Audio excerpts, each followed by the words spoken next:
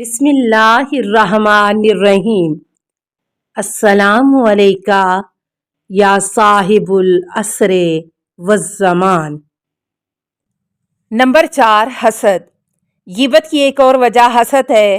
اکثر ایسا ہوتا ہے کہ غیبت کرنے والا جب خود کو دوسروں کے مقابلے میں کمزور اور کمتر محسوس کرتا ہے اور اپنے اندر وہ اچھائیاں نہیں پاتا جو دوسروں میں پائی جاتی ہیں تو اسے ان سے حسد ہونے لگتا ہے، اور پھر وہ ان کی عیب جوئی اور غیبت کر کے یہ کوشش کرتا ہے کہ لوگوں کی نظر میں ان کی عزت و وقت کم ہو جائے تاکہ لوگوں کی نظر میں صاحب عزت بن جائے۔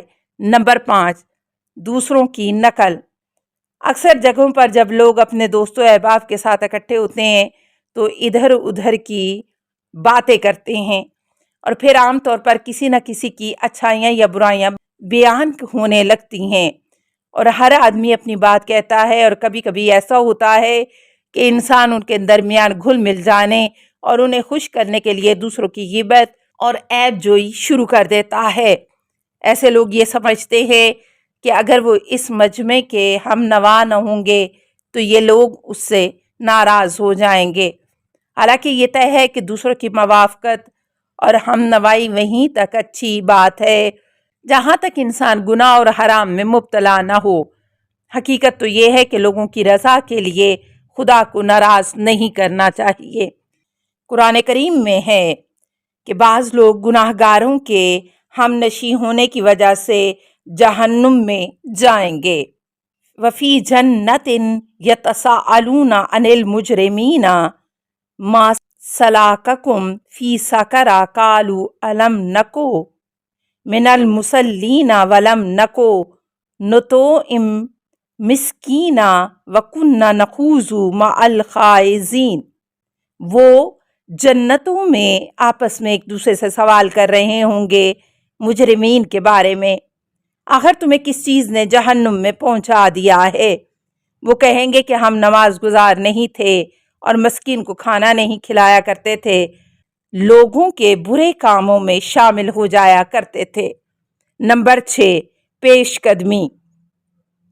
دنیا میں کچھ لوگ ایسے بھی ہیں جنہیں اگر یہ خیال پیدا ہو جائے کہ فلاں شخص ہمارے بارے میں کیا کچھ کہہ سکتا ہے تو وہ اس کی بات کو بے اثر کرنے کے لیے وہ پہلے ہی اس کے عیوب اور نقائص کو بیان کرنا شروع کر دیتے ہیں تاکہ اگر وہ شخص اس کے بارے میں کچھ کہے بھی تو سننے والوں کی نظر میں اس کی کوئی اہمیت نہ رہے۔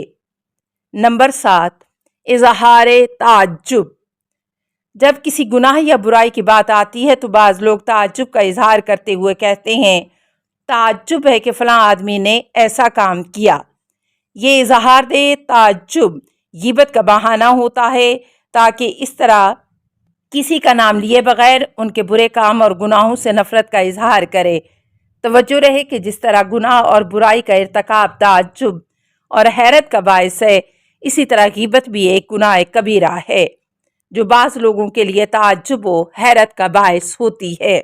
نمبر 8، اظہار ترحم۔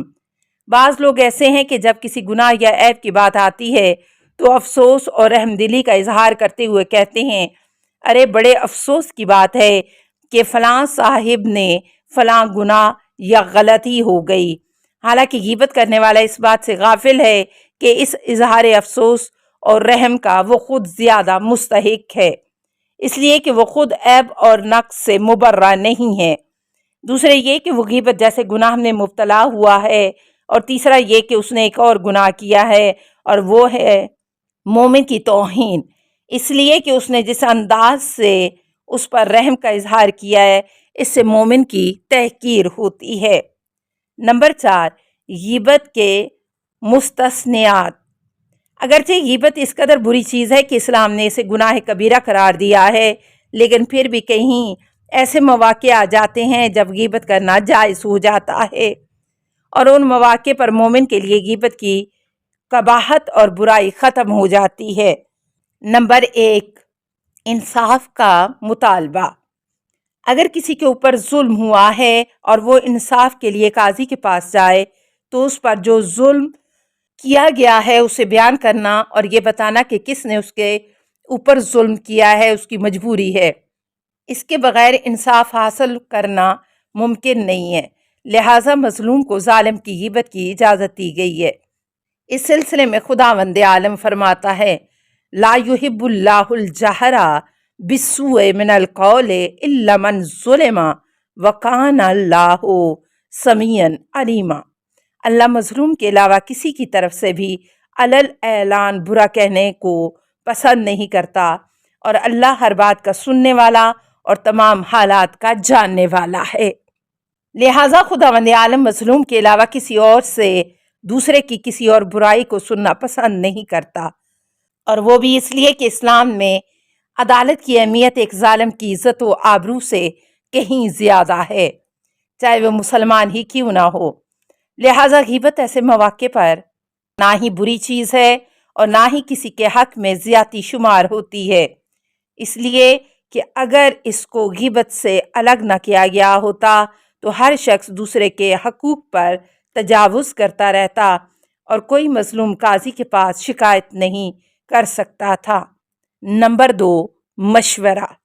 اکثر لوگ اپنی اجتماعی اور انفرادی زندگی میں مشورہ لیتے ہیں، مثلا شادی کے وقت لڑکی یا لڑکے کے سلسلے میں معلومات حاصل کرتے ہیں اور ان کے جاننے والوں سے تفصیلات پوچھتے ہیں، یا کوئی ذمہ داری کسی کو دینا چاہتے ہیں تو اس کے بارے میں تحقیقات کی جاتی ہیں۔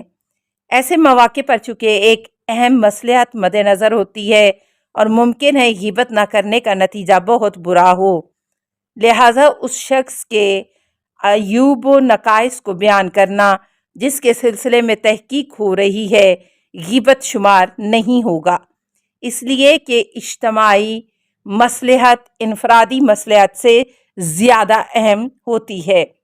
اس صورت میں اجتماعی مصلحت کو مقدم رکھا جائے گا۔ نمبر 3، خبردار کرنا۔ جب یہ محسوس کیا جائے کہ کسی شخص یا گروہ کی حرکتیں سماج کو خراب اور برباد کر رہی ہیں، اور اگر ان حرکتوں سے لوگوں کو آگاہ نہ کیا گیا تو اس کے نتائج بہت برے ہو سکتے ہیں اور لوگ اس کی طرف مائل ہو گئے تو بڑا فساد برپا ہو جائے گا۔ اس صورت میں ان لوگوں کی غلط حرکتوں اور نیتوں سے لوگوں کو آگاہ کر سکتے ہیں، چاہے ان کی بدگوئی ہی کیوں نہ ہو۔ سماج کے تحفظ کی بنا پر یہ غیبت شمار نہیں کیا جاتا۔ پیغمبر اکرم صلی اللہ علیہ وسلم فرماتے ہیں، اترغبون عن ذکر الفاجر حتی یعرفوہ الناس اذکروا بما فیہ یعذروہ الناس۔ تم فاسق و فاجر کی برائیاں بیان نہیں کرتے تاکہ لوگ اسے پہچان لیں، لوگوں کو اس کی برائیوں سے آگاہ کرو تاکہ لوگ اس سے بچ سکیں۔ نمبر 4، برائیوں کا سدباب۔ کبھی کبھی معاشرے کے اخلاقی تحفظ اور اس کی برائیوں اور مفاسد سے پاک صاف کرنے کے لیے کسی کی برائیوں سے لوگوں کو یا کم از کم ذمہ دار حضرات کو آگاہ کرنا ضروری ہو جاتا ہے، تاکہ ان کی مدد سے معاشرے میں ایسی برائیوں کا سدباب ہو سکے۔ اس موقع پر بھی ان عیوب اور برائیوں کو بیان کرنا اور ان مفاسد سے آگاہ کرنا اجتماعی مصلحت کی وجہ سے غیبت شمار نہیں کیا جاتا ہے، چاہے اس میں بدگوئی ہی کیوں نہ ہو۔ نمبر 5، جرح و تعدیل۔ معاشرے کی مصلحت کے لیے جن لوگوں کے عیوب و نقائص بیان کیے جاتے ہیں ان میں راویان حدیث یا عدالت میں کسی مقدمے کی گواہی دینے والے گواہ جیسے افراد شامل ہیں، چونکہ ان لوگوں کی عدالت اور ان کا قابل اطمینان ہونا اس بات پر موقف ہے کہ ان کے حالات اور اخلاقی خصوصیات اور کردار کے بارے میں کافی معلومات موجود ہوں، لہٰذا مجبوراً راویوں اور گواہوں کے عیوب و نقائص کا تذکرہ ضروری ہو جاتا ہے۔ چونکہ روایت کی صحت و اعتبار اور فیصلے کی صحت اسی پر موقوف ہے، لہٰذا ایسے مواقع پر بھی عیوب کو بیان کرنا غیبت شمار نہیں ہوتا۔ نمبر 6، عرفیت۔ معاشرے میں کچھ لوگ ایسے بھی ہوتے ہیں جو کسی خاص صفت یا نام اور لقب سے مشہور ہو جاتے ہیں کہ جب تک اس لقب یا صفت کو نہ بیان کیا جائے وہ پہچانے نہیں جاتے، مثلا فلاں کانے یا فلاں لنگڑے وغیرہ۔ اس سلسلے میں اگرچہ وہ پہلا شخص جس نے اس کا یہ نام رکھا ہے گناہ گار ہے، اب جب یہ نام مشہور ہو جائے گا اور اگر دوسرے اسے اس نام سے پکاریں گے تو یہ غیبت شمار نہیں ہوگی۔ السلام علیکہ یا صاحب العصر والزمان، الامان الامان الامان من فتن الزمان، السلام علیکہ یا خلیفۃ الرحمن، السلام علیکہ یا امام الانس والجان، السلام علیکہ یا مظہر الایمان، السلام علیکہ یا شریک القرآن، السلام علیکہ یا قاطع البرہان، السلام علیکہ یا امام زماننا ھذا اجل اللہ فرجک وسہل اللہ مخرجک وظہورک، السلام علیکہ ورحمۃ اللہ۔